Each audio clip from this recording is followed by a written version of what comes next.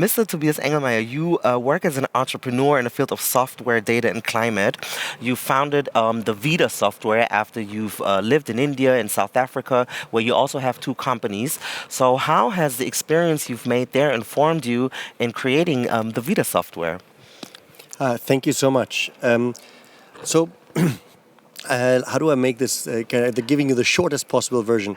I always wanted to contribute to climate change, or to reducing climate change. And I realized that the real challenge is not so much whether we do more windmills in Germany, but how we're going to get these large, rapidly developing parts of the planet, India, Africa, onto a sustainable track, right? We have the chance to build new infrastructure there. They require hugely more resources, and rightly so, because it improves their standard of living. But we need to figure out how to do that in a way that the climate doesn't go completely bust. So that was my interest. So for that, I went to live in India, as you said. And I was traveling across, I lived there for 7 years, and I wanted to invest into distributed solar plants. And I was traveling across the country, and I'm sure, Hamid, you've kind of had similar experiences in your work. Going from place to place, looking at where can I build a plant. And I was looking for, sites, and where's the grid, and where do people live, and all kinds of things. It felt like a treasure hunt, right? It was just me, sweaty, with a camera and a pen. And I then thought that there must be a way to make that easier, digitize it. And while I was walking around in India for the last couple of years, right over my head, there was a boom in satellites, right? So suddenly, whereas in 10 years ago, there were maybe 100 commercial satellites, now there are between 3,000 and 4,000 out there. And they track what's happening on the planet all the time in a granularity and a regularity that wasn't there before. So, we tapped into that and built VIDA. Thank you for this insight. And you've already mentioned our other guest, Hamid Beheshti. You are the co-founder of the company Boreal, as well as the Water Kiosk Africa. So I've mentioned the anecdote earlier about many villages needing like a generator. How common is that an experience that you've made working in these regions?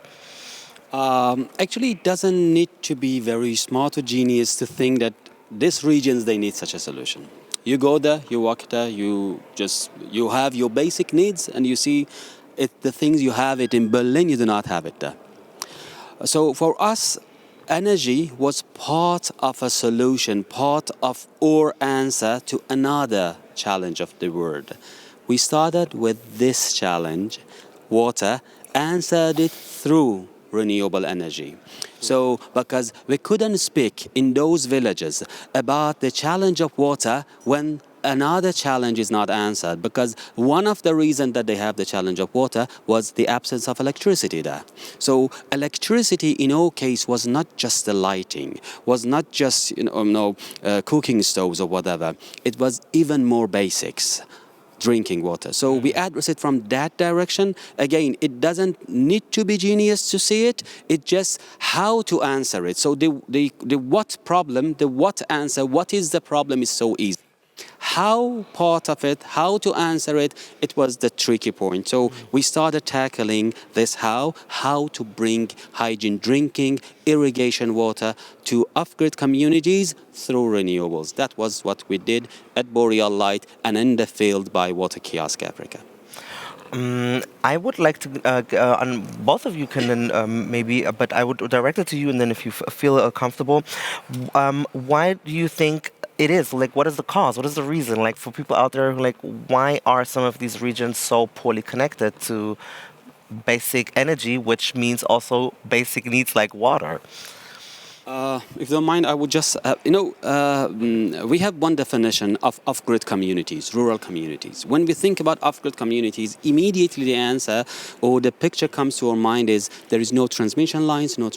In many, I can say probably 80% of the places that my systems are all over sub-Saharan Africa, the transmission lines are just passing over the village. The challenge is the villagers are not connected to that one. or they don't have, the reason that they are not connected, they don't afford it, or the transmission lines are passing and there is no electricity in it. So either of this. So it doesn't mean that there is no electricity there necessary.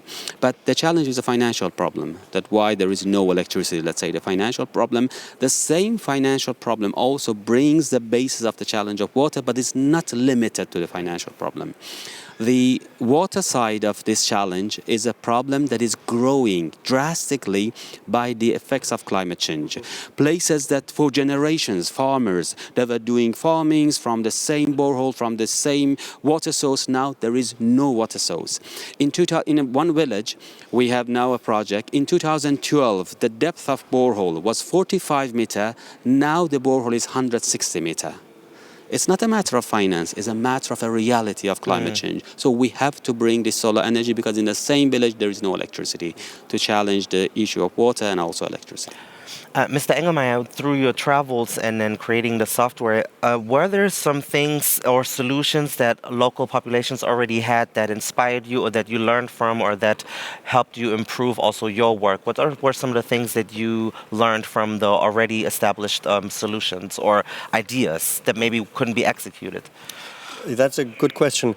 So there is an incredible resilience and innovativeness that comes with hardship. I'm often kind of stunned by how communities in off-grid situations make do. In India, there's this term called jugaad, where it's a kind of quick fix, smart solution using local materials to get something done. But I think that the real that is there, and that's and all credit to those who have those solutions. But that doesn't solve the problem. The problem is a structural and fundamental one that needs to be solved by large finance, infrastructure, and governance.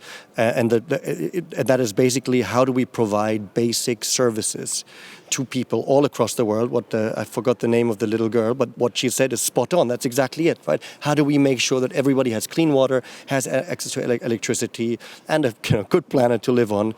And that requires a kind of more structural solution than what we find in villages today.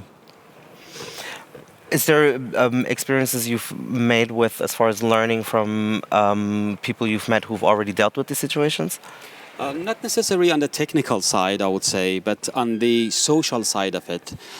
The work we are doing in remote communities around the world is not just a technology, bringing a piece of technology from Berlin, placing it in a village, and the problem is solved. Not at all. This was at the beginning of our work. Later, after the second project, we noticed the importance of the social communication between the villagers themselves, their own values. So we established another division in our work, just focusing on this basic, structure in the villages. We cannot ignore the basic situation they have. So it wasn't just technology side, it was a lot of the soft skill of us communicating with the villagers. But the thing that I can say I learned from the villagers after the soft skill was when you bring a solution to solve a problem like electricity and like water, two big challenges of a daily life, then you let them be more innovative. I go back to the same village that I brought my system like 3 years ago. The same village, the same nature, the same people, everything same. What changed is they have drinking water at a very, very good cost and they have electricity. Now they are doing fish farming. Now they are doing beehives. Now they are doing different type of practices of farming. Same people, same mindset. What happened? They have more free time to do innovations, to think about some other alternatives. How can people that would want to invest in those infrastructures be able to trace what impact is actually being made? Can I answer that Yes, question? of Because course. that's what we do, really. So we look at... a problem that we have at the moment is we need to invest globally around 3 trillion a year into new infrastructure. A lot of it in developing countries for things like electrification, a lot of it in developed countries for changing the systems.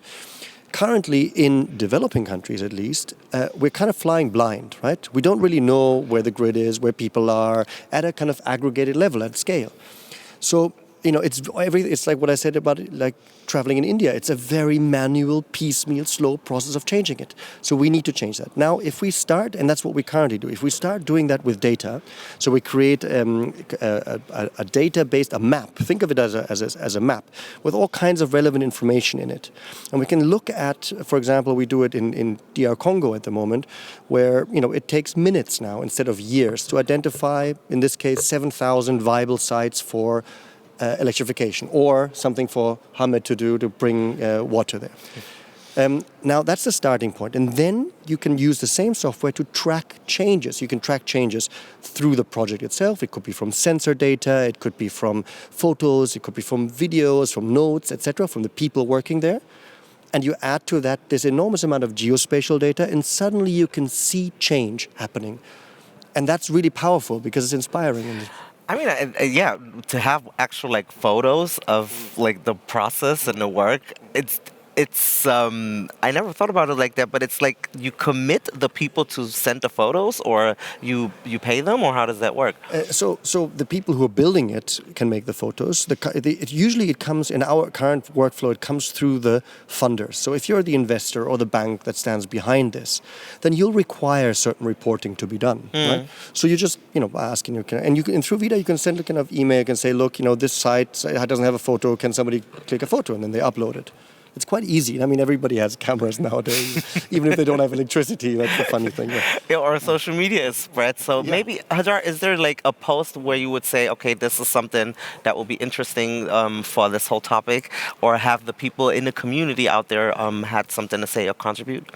Well, for sure. I think what's really interesting is the fact that we're talking about rural regions, right? And it's really about how we can get concrete local action in place. But of course, we're at a global sort of conference. It's people from all over the world united here to discuss this. And maybe a question, if I could ask it to you two, and whoever feels most comfortable to answer it. But how can we make sure that we keep that local focus present at international gatherings such as these? Because too often we can sort of go overdrive into this global mode, and we sort of forget to make it concrete and focus on, okay, what does that practical implementation actually look like on a concrete level? So what would you say to that?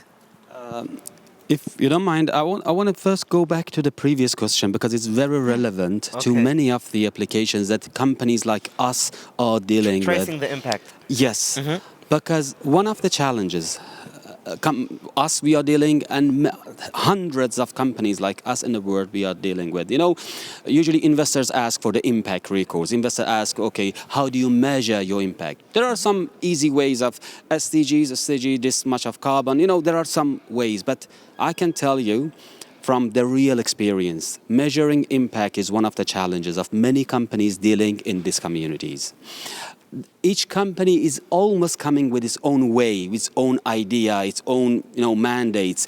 There is not a very robust one that is applying to many and answering many of the needs. So this is a real case that I brought it into different stages that, look, there should be a plan for dealing with the challenge of measuring impacts and bringing real results into the investor world and into the industry.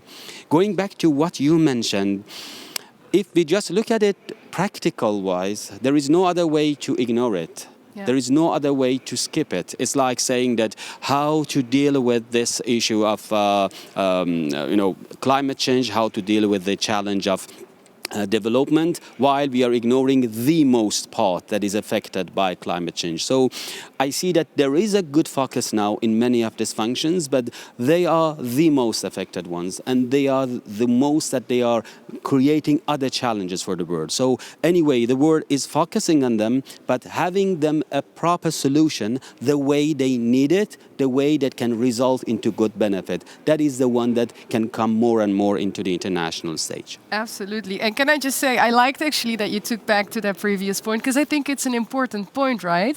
If we don't have like a harmonized way in which we talk about impact, how can we compare it? And if we can't compare it, then how can investors indeed try and make the decision to fund into the greenest or the cleanest alternative? It sort of taps into also what was being said in the tweets that we saw earlier, that we need to to get that funding away from things that harm our climate, and we need to get it to things that actually benefit it. But if we can't compare it, then that is a very, almost impossible task, if you will.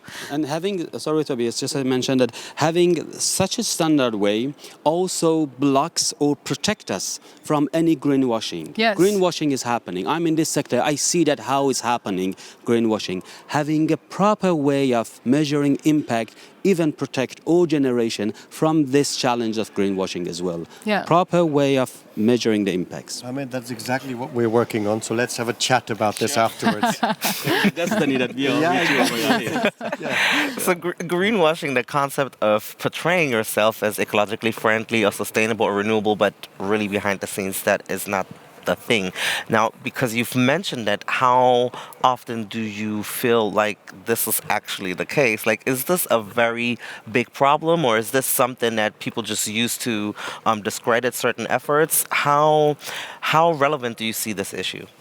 How do I see it? I see it like every single time I'm in a function. Okay. When you are in this sector, when you know the figures, you understand that this way is impossible unless you are just coming from another universe. Know some figures, but then there are some structures, there are some standards that it can be more and more regulated, more and more monitored. We have some really sad stories of companies coming into the water sector claiming that we are offsetting CO2, and later some investigative journalists went there. They found out that they are not even producing 0.1% of the number they claimed. So having more of this impact measurement for sure helps the sector. If we keep hearing some scandals in the sector, people, politicians, they lose the faith to the sector. How do you feel about that when there is a label that says, I'm doing all these things just for sustainable, ecologically friendly, and then these things don't actually apply? Is that also one of the reasons why you said impact measurement needs to be more talked about? Yeah. Well, so I am not. So my primary feeling is not anger at it, but I actually see it positively as something that has, at least on the kind of at the volition level, has reached us, right? So everybody is thinking about that. Every brand is communicating about that. And I think if they communicate about it, there will be a lock-in. They have to deliver. Now, on the delivery side, there's a huge problem because they don't know what's happening, right? They don't know what's happening in their portfolio. They don't know what's happening in their supply chains. They just don't know. Now, there's, in addition to that, lots of regulations that are coming in, right? They're forcing them to understand whether whatever they invest in contributes or doesn't contribute to deforestation, say, or it meets certain sustainability criteria, etc. Then there's a new market of green bonds and green finance that's booming. So there's opportunities, there's customers, there's finance, there's regulations, there's threats, there's carrot and stick all around them. Now they need to move, right? So and I think they do. Slowly. The recognition that we currently have, and what Hamid was also talking about, is that a lot is that talk is loose, and people are ready to say things that they cannot back up. But we'll go through the learning curve now. We'll go through these loops a couple of times, and people will be held accountable. Can I, sorry if I Sure. may break in, because I'm so triggered by everything that you're saying, because it's really insightful and interesting. Since we're talking about like the rural regions, and we're talking about making local impact as well, when we talk about like the impact measurement, usually it's big companies, right? They're multinationals, companies with loads of employees and revenue that need to do these big impact assessment reports. But how can we make sure that small and medium enterprises in the rural and local regions as well, how can we take them along with us in that sort of impact measurement? Because it is happening more on like the global, larger scale level. Do you mean small, medium-sized companies in the developed country context, Yes, or in the? Well, both, but I think specifically in the developed country context, and then mostly rural regions. So Germany is an interesting economy for that because it has all these medium-sized companies that often have global supply chains reaching into many of these countries, into Africa and into South Asia. I think they are, and for that, you're right, they're kind of a little under the radar at the moment. But they shouldn't be under the radar. They should be part of the regulatory requirement. Now, what they usually say is that regulations cost a lot of money, and that's their argument against it. And I would argue that that's not true, right? It's basically if you create more transparency in your business, then that is a good thing in itself, right? You learn what your impact is. You also learn how to improve your business. It's just transparency. I think transparency is a good thing. Yeah. And the cost for creating that transparency is coming down. Yeah. So yeah. But it is interesting when we think about, because we had the transparency as far as making the business a better business, but for a lot of people, better means more money, higher figures. And Mr. Beheshti said sometimes you look at the numbers and like, this is not adding up. Yeah. So then how do you straddle the fence between you want to have a financially successful company? Also, if you're not financially successful, you can't really drive change because you have more power and also like being heard or investing in certain policies. So how can you straddle the line between profit and purpose? How does that work for you guys? Like, you are reminding me about 2016. We were very, very young in Berlin, the company. I was at Rome for, looking for financiers, somebody financing our ideas. I presented the idea, and then one potential financier says, look, you presented the idea, it's interesting, but do you want to do good things, or you want to make money? You presented, I want to do water in the remotest villages of the world. My immediate response that time to him was, I want to make a very good money out of doing a very good thing. And he said, okay, good luck. And we have proven. Now we are the biggest of this sector in Africa, solar water desalination system, the volume of installation, number of installation.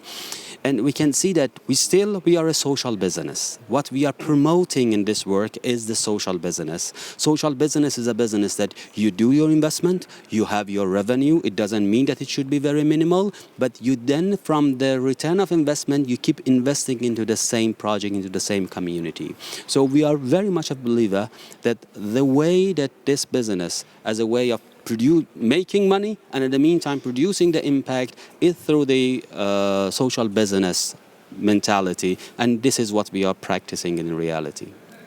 Maybe for people out there who also want to make really good money and do really good things, who are just now watching and are like, okay, I mean, maybe it is possible to do both. Is there sort of advice that you would have to offer? So I definitely think it's possible to do both. I think it's important that both Hamid and I have businesses that are for profit.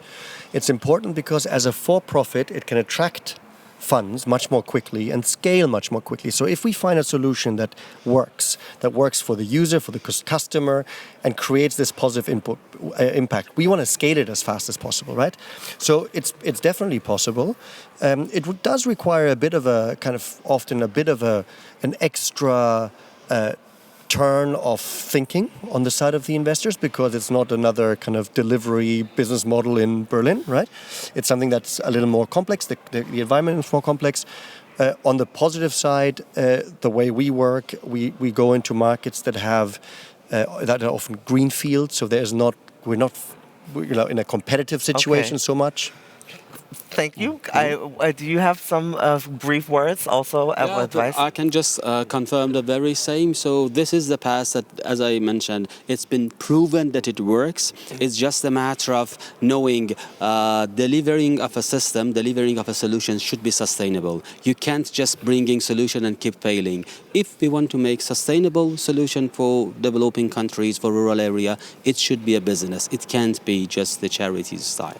Thank you so much. That was Hamid Beheshti and Tobias Engelmann.